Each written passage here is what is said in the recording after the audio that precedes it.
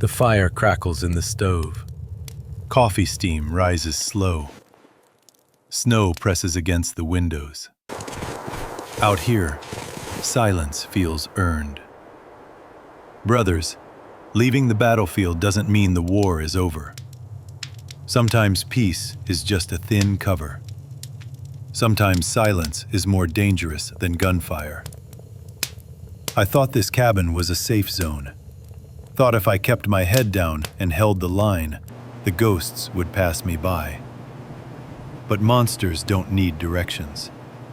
They knock when you least expect it. That night, in a small diner, it was just me, a hot cup of coffee, and a service dog on duty. One man thought rules were optional. One hand crossed the line. So tell me this, brothers. When you're pushed into a corner, do you run or do you stand? No shots fired, no shouting, just truth, law, and consequences arriving fast. Sit down with me. Hear this story. There's a lesson here worth surviving for. The table in the back. Snow drifted across Bozeman, Montana, soft and steady. Christmas Eve made the streets quieter than usual, as if the whole town was holding its breath under a white blanket. Inside the diner off the highway, heat rose from the kitchen vents and fogged the windows. A string of old Christmas lights ran along the front counter, blinking in uneven rhythm. The place smelled like coffee, grilled onions, and something sweet that had been warmed too long under glass. At the back of the room sat Daniel Cross. He was 40, a white American with the build that came from years of hard training and years of hard living after it. He wore a red and black flannel shirt under a dark jacket that had seen too many winters.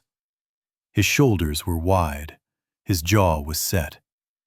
A trimmed beard framed his face, and faint gray showed at his temples.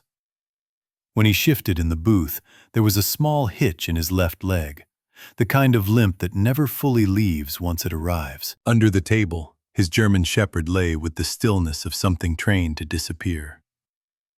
Atlas was 5, black and tan, large and athletic.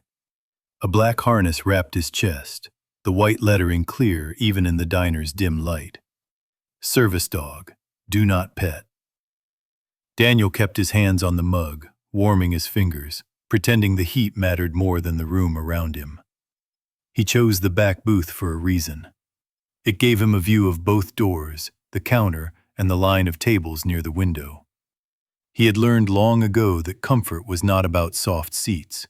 It was about control. Christmas Eve used to mean music in the house, his mother humming off-key while she cooked. Later it meant squad jokes in a tent, cheap candy passed hand to hand, men acting like the world could not touch them. Now it meant a diner, a quiet meal, and the hope that no one would ask questions.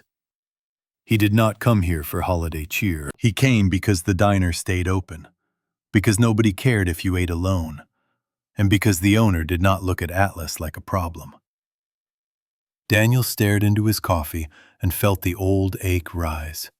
Not sharp, just constant. A thought he tried to lock away. It is easier to be alone than to be missed. Atlas breathed slow and steady. That calm helped. The dog's presence kept Daniel from drifting too far into memories that never ended well. A bell above the front door rang. Cold air rushed in. Laughter followed. A group of young professionals filled the front half of the diner, loud in the way people get when they want the room to know they are having a good time. They wore nice coats and clean boots. Their cheeks were red from the cold and the drinks they had been having somewhere else. At the center of them was Evan Whitmore, 33, white, hair styled carefully, the kind of haircut that stayed in place even under a winter hat. He had a neat, polished face that could look friendly until it didn't. His coat was expensive, charcoal gray, and it fit him like he expected the world to make space. A bright watch flashed on his wrist when he lifted his hand to gesture. talking as if every story belonged to him. Evan's friends clustered around him, laughing at his lines. They followed him the way people follow someone who pays the tab and knows it. Daniel noticed them the way he noticed everything, not with curiosity, but with habit. A woman behind the counter lifted her chin and watched the group approach. Linda Parker ran the diner on nights like this. 55, full-bodied, hair pulled back with a clip that had probably survived a decade of shifts. Her face showed fatigue, but her eyes were sharp and steady. She had the calm of someone who had seen every kind of customer and learned not to flinch. She greeted Evan's group without warmth or hostility, just control. "Evening," she said. "You're welcome to sit anywhere that's open. Keep your voices down, please." Evan gave her a quick smile, the kind that expected approval as a return on investment. "Of course," he said, but he was already louder than before. They took a table near the middle, pushing chairs and coats and laughing like it was their space now. A server brought waters. Evan spoke with the quick confidence of someone who believed he had earned the right to be heard. Daniel tried to ignore it. He focused on the small plate in front of him, toast and eggs, cheap and simple. He ate slowly, not because he was savoring, but because hurrying felt like weakness. In his mind, finishing fast meant leaving fast, and leaving fast meant looking like you were running from something. But Evan's eyes wandered. It started as a glance, then returned, then lingered. Evan's smile shifted, turning into something sharper. He leaned back and tilted his head as if he had spotted a puzzle. His gaze landed on Atlas first, catching the harness text. "Service dog. Do not pet." Evan's mouth moved like he was forming an opinion before he had facts. He nudged one friend, then another. The friends looked over. Their laughter softened into snickers. Daniel felt it without looking. That quiet pressure you can feel on your skin when people decide you are the entertainment. He kept his eyes on his plate. He had learned a long time ago that most insults starve when you do not feed them. Still, his stomach tightened. Not fear, not anger. Something deeper. The old instinct that told him this was how trouble begins. Not with fists, but with someone who needs to prove something. Atlas remained still. The dog's ears did not flick. His head did not lift. Daniel loved that about him. Atlas did not react to ego. He reacted to threats. Daniel's left leg ached faintly as he shifted. The limp was not dramatic, but it was enough that people noticed when they were looking for weakness. He told himself to finish his meal and leave. That was the plan. No eye contact, no conversation, no attention. Then Evan stood up. He picked up his drink and turned as if he was just stretching his legs. His friends watched with eager smiles, expecting a show. Evan's steps were relaxed, casual, the walk of a man who believed consequences belonged to other people. Linda saw him move and narrowed her eyes slightly. She did not say anything. She did not need to. Her posture changed in a way that meant she was ready. Daniel watched Evan in the reflection of the window. He did not turn his head. He did not want to make it a challenge. But in his chest, the quiet part of him whispered something he hated. "Please, not tonight." Atlas stayed still, like a shadow under the table, waiting for his handler's signal and nothing else. Evan closed the distance toward the back booth, smiling as if he was about to do something clever. Daniel set his fork down, slow and controlled, and placed his hand near the edge of the table. Not to fight, to be ready. The wrong kind of attention. Snow tapped softly against the diner windows, melting into thin trails of water. Outside, the highway lights blurred into long streaks of white and red, passing without interest in who sat inside. Evan Whitmore stopped a few feet from the back booth. Up close, Daniel Cross looked larger than he had from across the room. The red and black flannel stretched across his shoulders, worn but clean. His posture was calm, too calm for someone being approached without invitation. The faint limp in his left leg was more noticeable now that Evan stood still, watching him. Atlas did not move. The German shepherd lay under the table, black and tan coat blending with shadow, head low but alert. The black harness fit snugly across his chest. The white lettering was impossible to miss. Service dog, do not pet. Evan read it twice. Something about the sign irritated him. It felt like a rule meant for other people, a boundary placed there on purpose. "Hey," Evan said, his voice loud enough to carry. He smiled, the kind of smile that invited laughter from behind him. "That dog really allowed in here?" A few heads turned.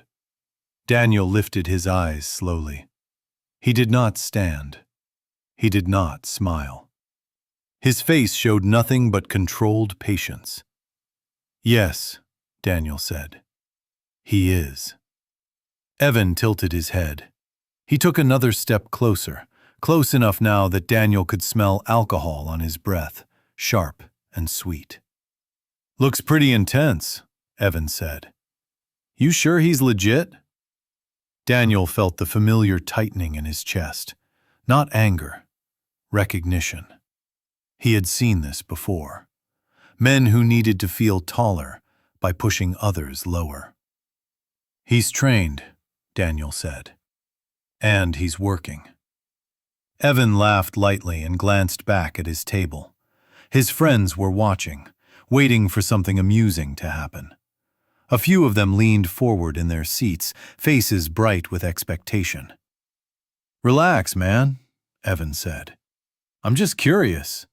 A lot of people fake this stuff." Daniel's hand rested flat on the table now. He could feel Atlas through the sole of his boot, steady and present. The dog was waiting for direction that had not come. "I'm asking you to step back," Daniel said. The words were polite. They were also final. Evan's smile tightened. He did not like being told what to do, especially not by someone dressed like this, sitting alone, with a limp and a dog. "Wow," Evan said. "Touchy." Linda Parker watched from behind the counter. Her eyes followed Evan's body language, the way his shoulders rolled forward, the way his feet planted. She had seen men like this cause trouble before, usually after one drink too many and one challenge too few. "Sir," she called out, calm but firm. "If you're not seated, I need you to move along." Evan lifted a hand without turning around, a gesture meant to dismiss. "I'm fine," he said. "Just talking." Daniel kept his gaze on Evan. Inside, his thoughts were quiet but sharp. Don't react. Don't give him what he wants. But another voice, older and colder, reminded him that ignoring men like this did not make them safer. It only made them bolder. Evan looked down, finally noticing the slight tension in Daniel's stance, the way his weight favored his right leg.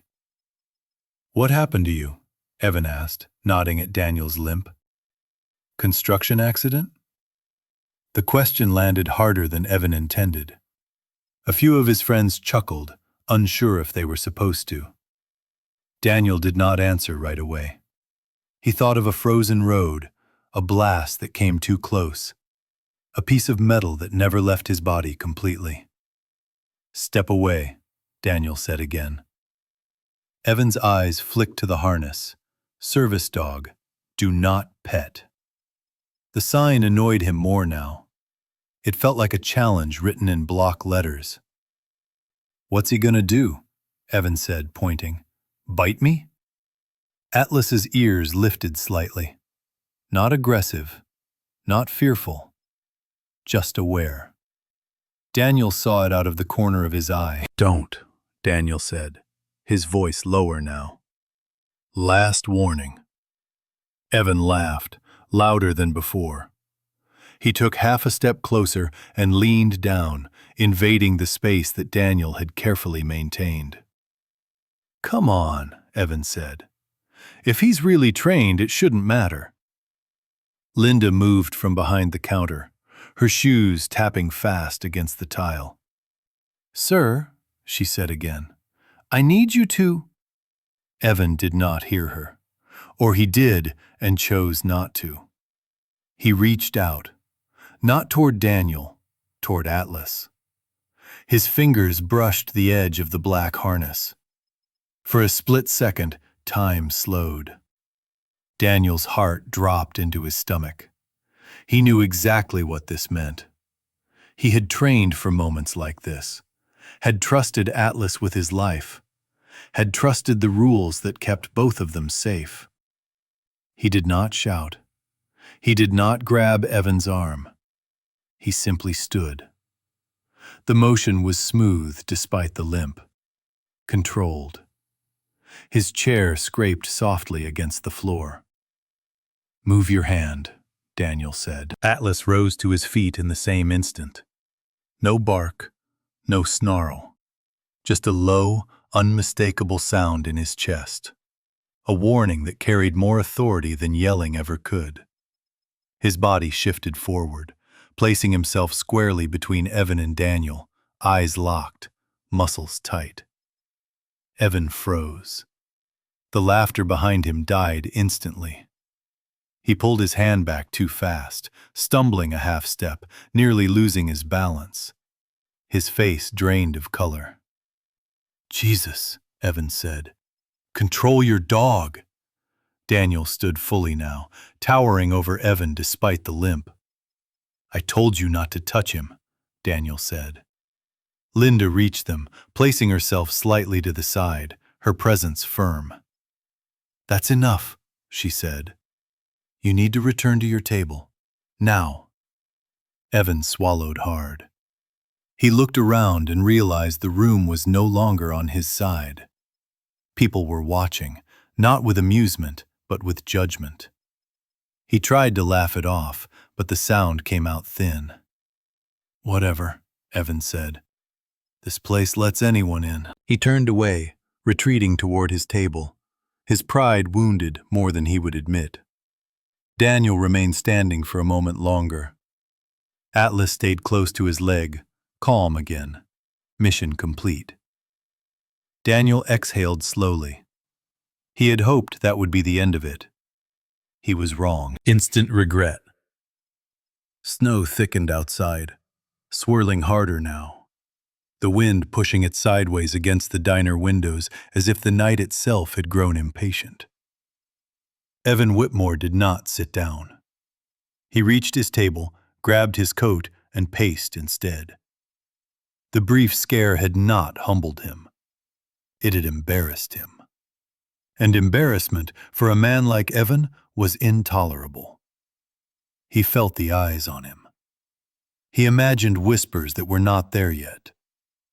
He told himself he had been disrespected, that a man like Daniel Cross had no right to correct him in public, no right to stand tall in a red and black flannel like he owned the room. Evan lifted his phone, pretending to scroll, really just steadying his hands. His friends avoided his gaze now. Their earlier laughter had turned cautious. None of them stepped in. None of them told him to let it go. That silence felt like betrayal. Across the diner, Daniel sat back down slowly. The chair creaked under his weight. His left leg throbbed faintly, a reminder that standing quickly always carried a price. He rested his hand near Atlas's shoulder, fingers brushing the dog's thick fur through the harness. The familiar texture grounded him. Atlas had already settled, head low, breathing even. The moment had passed for him. For Daniel, it lingered. He hated scenes. hated attention. He had spent years learning how to disappear into crowds when necessary, how to be unseen. Tonight, that skill had failed him. Linda Parker moved closer, her expression tight but controlled. "You okay?" she asked quietly. Daniel nodded once. "I am." "You want me to call it in?" she asked, already knowing the answer. Daniel hesitated. He looked at Evan, pacing, jaw tight, pride wounded. He thought about how often small things became big things when ignored. "Yes," Daniel said. "Please." Linda did not question him. She turned toward the phone behind the counter. Evan noticed. "What's she doing?" he snapped, loud enough for several tables to hear. Linda met his eyes. "Calling the police?" Evan laughed, sharp and forced. "For what? He threatened me. That dog lunged." Daniel stood again, slower this time, deliberate. The limp was visible, but it did not weaken him. If anything, it added weight to his presence. He was not rushing toward anything. He did not need to. "He did not lunge," Daniel said. "He warned. After you ignored instructions." Evan scoffed. "Your word against mine." "It won't be," Linda said. She gestured upward. "Cameras." The word landed differently. Evan's stomach dropped. He glanced toward the small black domes mounted in the corners of the diner. He had noticed them before and dismissed them as decoration. He felt suddenly exposed, like someone had turned on a light he did not know was there. Minutes passed. Long, heavy minutes filled with the sound of cutlery and low murmurs. No one ate much anymore. Atlas remained still, professional to the end. When the door opened again, the cold rushed in, followed by two uniformed figures. Officer Mark Reynolds entered first. He was 36, broad-shouldered, with a solid athletic build. His winter police jacket was zipped halfway, dusted with snow. His face was calm, eyes alert, the kind of man who listened before speaking. A faint scar sat above his right eyebrow, old and healed. Behind him was his partner, younger, quieter, staying back. Officer Reynolds scanned the room once. His eyes landed on Atlas, then on Daniel. He stopped. His posture shifted almost imperceptibly. "Evening," Officer Reynolds said. Then, more formally, "Sergeant." Evan froze. Daniel inclined his head slightly. "Officer." Evan turned, confused. "You know him?" Officer Reynolds did not look at Evan.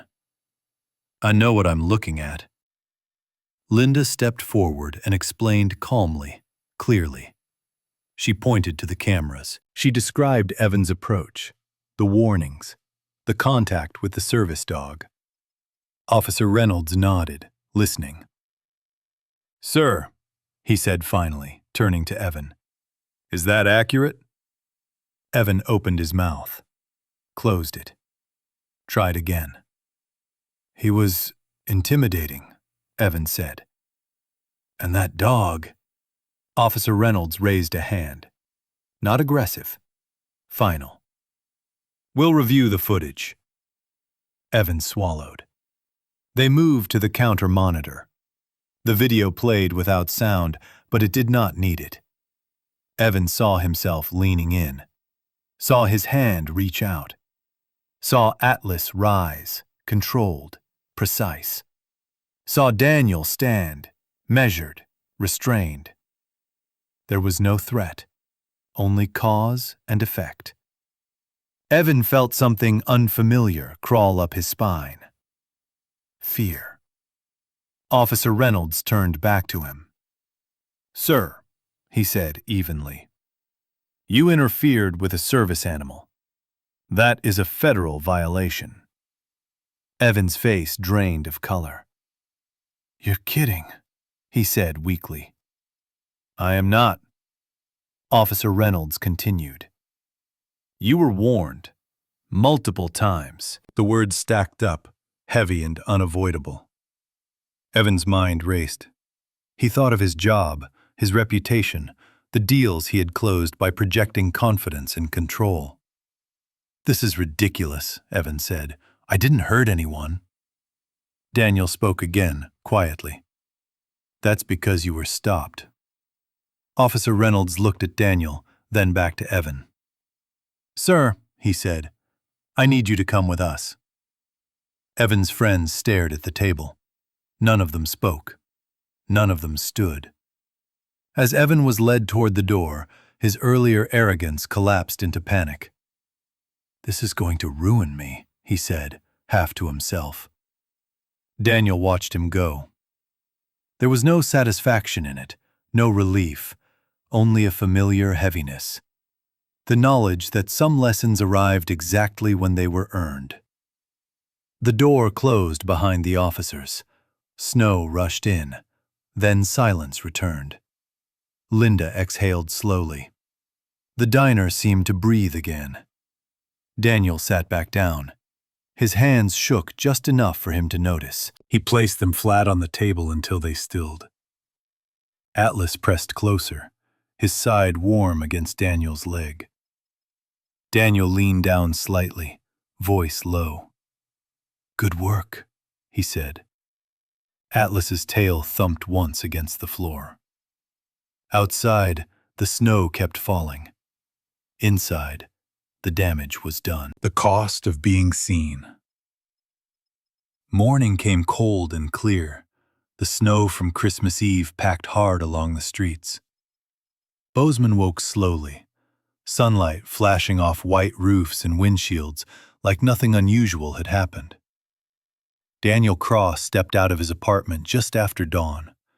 The red and black flannel was buttoned high against the cold. His jacket hung heavy on his shoulders. When he walked, the faint hitch in his left leg marked every step, steady and familiar. Atlas moved beside him, black and tan coat clean against the snow, harness snug and clear. Service dog, do not pet. Daniel did not expect anything to follow him out of the diner. He never did. In his experience, consequences belonged to the loud, not the quiet. He was wrong. By mid-morning, the story had found its way through town. It started small. A diner employee told her sister. A customer mentioned it at a hardware store. Someone who knew someone who worked security at the diner described the footage. By noon, Evan Whitmore's name was moving faster than the snowplows. Daniel learned none of this directly. He learned it through silence.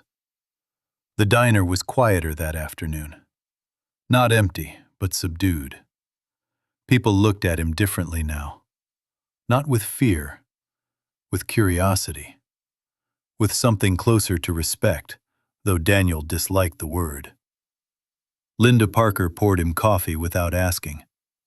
Rough night, she said. Daniel nodded. It passed.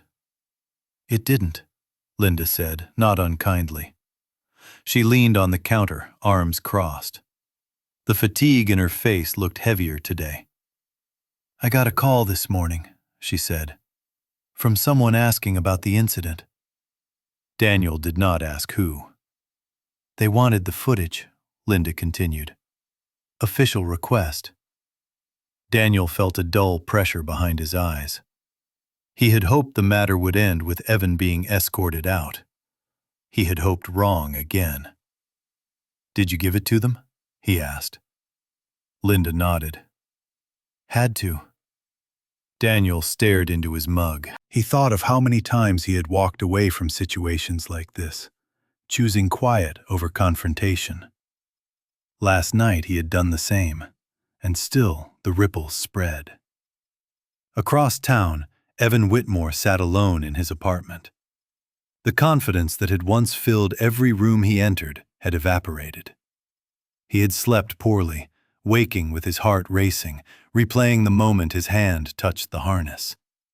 The look on the dog's face, the way the room turned against him. His phone buzzed again. This time, he answered. "Yes," Evan said, forcing calm. The voice on the other end was controlled, professional. A woman from corporate compliance. Evan recognized the tone immediately. It was the voice people used when decisions had already been made. He was informed that he was being placed on administrative leave, effective immediately, pending investigation. His protests were met with silence. His explanations were noted and dismissed. He was reminded of company policy, public conduct, and reputational risk. When the call ended, Evan stared at his reflection in the dark screen of his phone. For the first time in years, he looked uncertain. Back at the diner, Daniel finished his meal and stood. His leg protested briefly, then settled. Atlas rose with him, smooth and precise. A man at a nearby table cleared his throat. "Hey," the man said, mid-40s, stocky, wearing a work jacket dusted with sawdust. His eyes were earnest. "I saw what happened last night." Daniel paused. The man nodded toward Atlas. "My brother's got a service dog. People don't get it." Daniel considered responding, then simply nodded once. "That's enough," he said. The man smiled, relieved, as if that small acknowledgement meant something important. Outside, Daniel walked slowly down the block. The town felt different now, not because it had changed, but because it was watching him. He did not like that feeling. In the afternoon, his phone rang. Unknown number. He hesitated, then answered. "This is Daniel Cross." The voice was calm, male, careful. "Mr. Cross, my name is Thomas Hale. I'm an attorney representing Whitmore Development." Daniel closed his eyes briefly. "Yes," he said. "I'm calling to inform you that our client is reviewing last night's incident. We'd like to ask a few questions, possibly clarify some details." Daniel's jaw tightened. He looked down at Atlas, who waited patiently at his side. "There's nothing to clarify," Daniel said. "It's on camera." A pause. "Yes," the attorney said. "We're aware."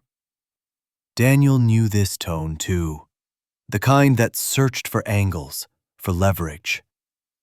"I won't be participating in any statements beyond what the police already have," Daniel said. "Please direct further contact through proper channels." Another pause, longer this time. "Understood," the attorney said. "Thank you for your time." The line went dead. Daniel exhaled slowly. He had spent years being questioned, evaluated, assessed. He had believed civilian life would be quieter. Sometimes it was. Sometimes it followed him anyway. That evening, local news mentioned the incident in a short segment. No names, just a reminder about service animal laws and public conduct. Daniel turned the television off. He did not want to hear it explained. Atlas rested his head on Daniel's boot. The weight was reassuring. "You did nothing wrong," Daniel said quietly, more to himself than to the dog. Atlas did not respond. He did not need to. Across town, Evan watched the same news segment, volume low. The words blurred together. What remained was the feeling. Instant regret. Not because he had been scared, not because he had been embarrassed, but because, for the first time, he understood that the rules he ignored had teeth, and that some men carried consequences with them, even when they said nothing at all. Daniel sat in his kitchen, the flannel folded over the back of a chair. He stared at the snow outside his window and wondered when silence had become so expensive. Quiet justice. A week after Christmas, the snow eased its grip on Bozeman, leaving the streets pale and scarred, as if the town itself was recovering from something it did not fully understand. Daniel Cross returned to the diner just after sunset. The red and black flannel was familiar now to anyone who had been paying attention. It fit him the way it always had, practical and unremarkable, hiding a body shaped by years of discipline and restraint. His gait was steady, the faint limp in his left leg a constant companion rather than a complaint. Atlas walked beside him, calm and focused. The German shepherd's black and tan coat caught the light as they moved. The harness was secure, the message clear. Service dog, do not pet. Daniel chose the same booth in the back. Not out of habit this time, but because it felt right to end things where they had begun. The diner was quieter than usual. Fewer tourists, more locals. Conversations were lower, measured, like people were still deciding how much noise was appropriate after everything that had happened. Linda Parker spotted him and gave a small nod. No words, no ceremony, just acknowledgement. Daniel ordered coffee, black. As he waited, his thoughts drifted, unwilling but persistent. He thought about Evan Whitmore, though not with satisfaction. He wondered what it felt like to wake up knowing the world no longer bent for you. He knew that feeling well. He had felt it the day he left the service, when structure vanished and silence rushed in. Daniel did not believe in revenge. He believed in consequences. There was a difference. Atlas lay down, pressing his weight lightly against Daniel's leg. The warmth helped ease the dull ache in his knee, but more than that, it reminded him that not all damage stayed permanent. A man approached hesitantly. Mid-50s, weathered face, hands rough, nails stained with oil. He wore a faded jacket and carried himself like someone who worked hard and spoke little. "Mind if I say something?" the man asked. Daniel looked up. He studied the man for a moment, then nodded. The man cleared his throat. "My daughter's got PTSD. Service dog helps her get through grocery stores, airports, life." He glanced down at Atlas, respectful, keeping his distance. "What you did last week," the man said. "You didn't make a scene, but it mattered." Daniel considered his response. He chose honesty. "I didn't do it for anyone else," he said. "I did it because it was right."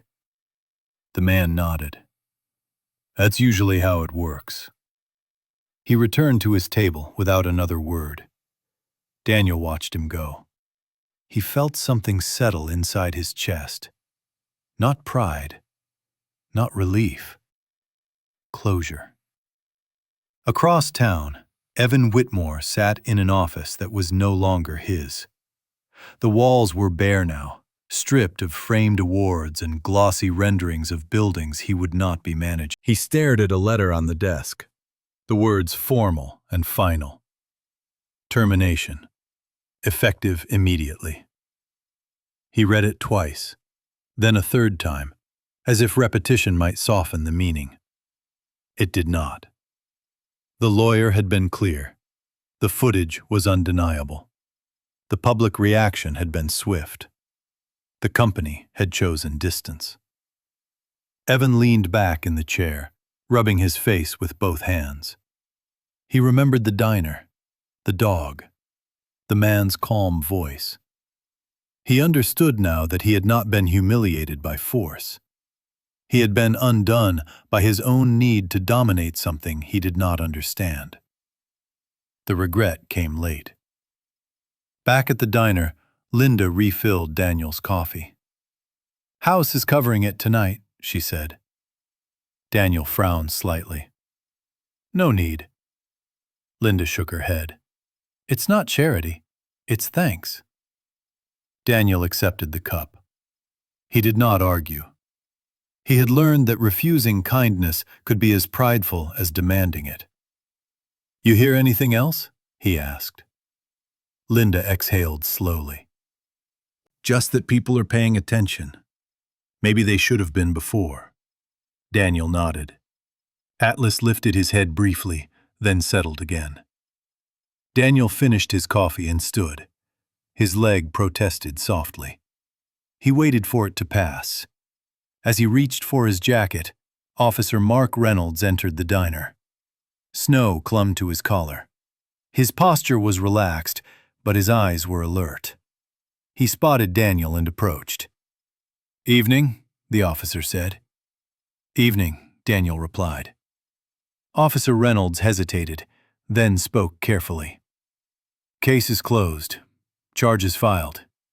Company's cooperating." Daniel absorbed the words. He felt nothing surge or spark. Just a quiet acknowledgement. "Thank you," Daniel said. Officer Reynolds nodded. "You handled it right." Daniel considered that. "I handled it," he said. The officer smiled faintly and returned to the counter. Daniel and Atlas stepped outside together. The air was cold, but cleaner now. The snow reflected the streetlights in soft halos. Daniel breathed it in slowly. For a moment, he stood still, letting the quiet settle. Justice had arrived without shouting, without fists, without celebration. That was how it was supposed to be. Daniel adjusted his flannel, rested a hand briefly on Atlas's harness, and started down the street, leaving the diner's light behind him. Some lessons arrived loudly. Others came like this, silent, immediate, and impossible to undo. Sometimes the miracle is not loud. Sometimes God does not act with thunder or fire, but with truth, arriving at the exact moment it is needed. This story reminds us that every day, in ordinary places like a small diner or a quiet street, we are tested. Tested in how we treat strangers. Tested in whether we respect what we do not understand. Tested in whether we choose pride or humility. Faith is not only found in prayer, it is found in restraint, in choosing not to strike back, in trusting that God sees what others miss, and that justice does not need our anger to work. If this story touched you, take a moment to look around your own life. Someone near you may be carrying a burden you cannot see. Your kindness or your silence might be the miracle they need today. If you believe real justice still exists, share this story. Leave a comment and tell us what it meant to you. Subscribe for more stories like this. May God bless you and your family, and may His peace walk with you into the days ahead.